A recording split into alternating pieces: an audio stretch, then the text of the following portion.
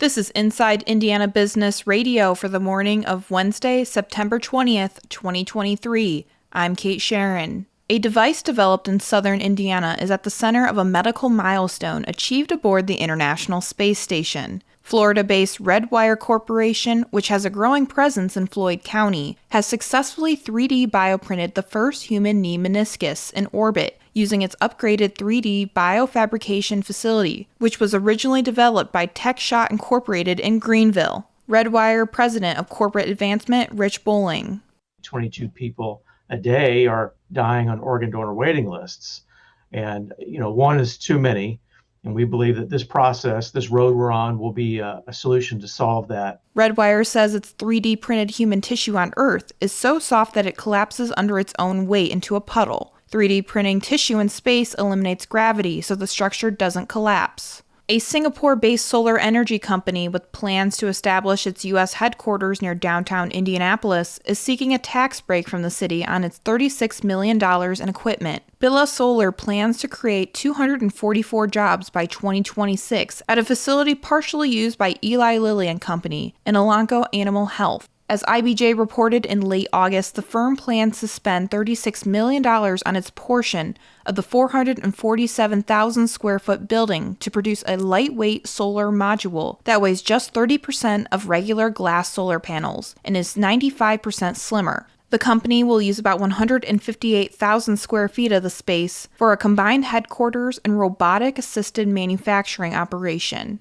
It has secured an initial 9-year lease for its space with 2 5-year extension options, according to documents filed with the city of Indianapolis. The state's unemployment rate has risen slightly again from 3.3 to 3.4% in August, according to the Indiana Department of Workforce Development's August report. The state's unemployment has ticked upward 0.1% every month since April. The national percentage hangs at 3.8%. The workforce participation rate increased to 63.5%, which is still above the national rate of 62.8%. The total labor force tallies around 3.4 million Hoosiers.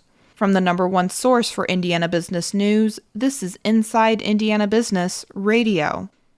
Get ready, Northeast Indiana. We're headed your way. IBJ Media, Inside Indiana Business, and the Indiana Economic Development Corporation invite you to the second annual Engage Northeast Indiana event, presented by CareSource, Indiana University, and Old National Bank. Tuesday, October 10th at the Grand Wayne Center. We'll be diving into talent, education, and other issues shaping the regional economy. You can find more at ibj.com/engage. A former U.S. congressman from Indiana was sentenced Tuesday to 22 months in prison for making illegal stock trades based on inside information while working as a consultant and lobbyist after he left office. IIB's Alex Brown has more. Former Congressman Steve Booyer, a House Republican from 1993 to 2011, was also ordered to forfeit about $354,000, representing the amount of illegal gains, and to pay a $10,000 fine. Booyer, a lawyer and Persian Gulf War veteran, once chaired the House Veterans Affairs Committee and was a House prosecutor for President Bill Clinton's 1998 impeachment trial. Booyer was convicted in connection with insider trading involving the $26.5 billion merger of T-Mobile and Sprint, announced in April 2018, and illegal trades in the management consulting company Navigant, when his client Guidehouse was set to acquire it in a deal publicly disclosed weeks later. Defense lawyers had requested home confinement and community service as a punishment, while prosecutors urged a 3-year prison sentence. Judge Richard Berman said Booyer's conviction by a jury in March was not a close call because the evidence against him, quote, screams guilty. The judge said Booyer lied when he testified at his trial about when he learned about the mergers that he profited from. Booyer was ordered to report to prison on November 28th. Alex Brown, Inside Indiana Business Radio. Illinois-based Camping World has bought Edinburgh's Edmondson RV and expects the transaction to close in the first quarter of 2024. The acquisition brings the RV powerhouse's number of Indiana locations up to 4. Edmondson RV operated a Forest River location with 34 service bays and 18 acres of space. Leaders of Lafayette-based Wabash have signed a multi-year deal with Rockland Flooring of Red Wing, Minnesota. The supplier will provide Wabash with laminated wood trailer flooring for dry van trailers produced by the company. Rockland has supplied Wabash for 15 years, and company leaders say this new deal will help Wabash as the company grows.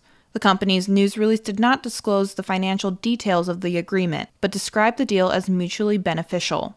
Ivy Tech Community College President Sue Ellspermann is this week's guest on the Business and Beyond podcast with Gary Dick, presented by PNC, a weekly conversation with high-profile Hoosiers in business, sports, and entertainment, and beyond. Available now from your favorite podcast provider. I'm Kate Sharon for Inside Indiana Business, Radio on Demand.